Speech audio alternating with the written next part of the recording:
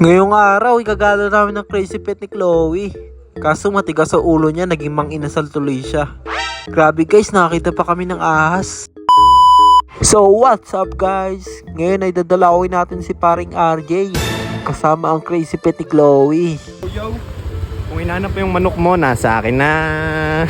So yun, bago tayo gumala, mag-aasikaso muna ulit tayo ng requirements ng makagala ng walang sakit sa ulo. At dahil tapos na nga tayo mag-asikaso ng requirements, ipapasa na lang natin to sa office. Makikita na naman namin ang magandang beautiful naming teacher. Bumili kami ng Andox. Tingnan nyo naman, sobrang fresh. Pakak! Tara, sama ka! Habang papunta nga kami kala RJ, may nadaanan kaming palengke. Kaya naisipan namin hanapan ng kasama si Chinky. Kawawa naman kasi, nag-iisa lang siya sa compartment. At bandang uli, binilan na lang namin siya ng kapartner. Kaso nga lang, hinabili namin headless. Okay na yan, at least may makakasama siya. Yo guys, nakabili na tayo ng chicken. Gagawin natin dito, Mang Inasar. Yo! Yes! So yun, nandito na tayo kala RJ. Pinakilala na rin namin kay Chinky yung kapattern niyang si Headless. Kaso dead ma lang siya. Kaya naisipan na lang namin igala siya. Baka may mamit pa siya na mas better. Yung mas masarap. Yung lasang manginasal. Shoutout sa aso nga pala nila RJ na si Bro ni James. Hindi lang pala ang crazy pet ni Chloe ang nabit-bit niya. Meron pa pala siyang naisama.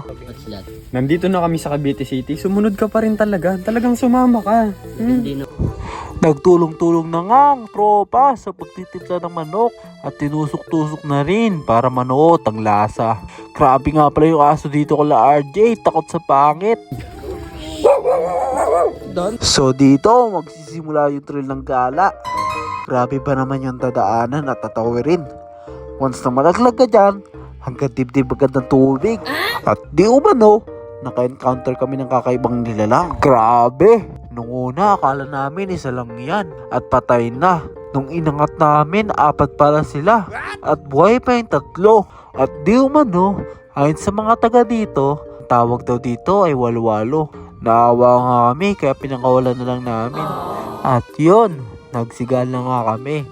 Kunti nga lang pala ang dala naming uling. Kaya sinamahan namin ng konting kahoy. Kaso nga lang mausok. Pero okay na yan. Para may side taste na smoky flavor. Grabe nga yung manok dito. Nung una, buo. Hanggang sa unti-unti nang na-chop-chop. Kinakailangan na kasi paghiwalay-hiwalayin. Kunti lang kasi ang uling, kaya kailangan maluto agad ang loob ng manok. Kaya ang naisip namin paraan ay pagputol-putulin para maluto agad yung loob ng manok.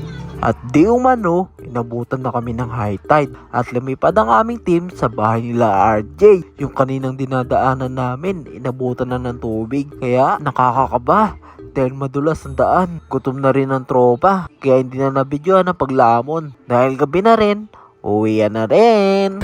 Yo, uwi na kami. Paano ba yan? Dito na lang. Oh. Sheesh.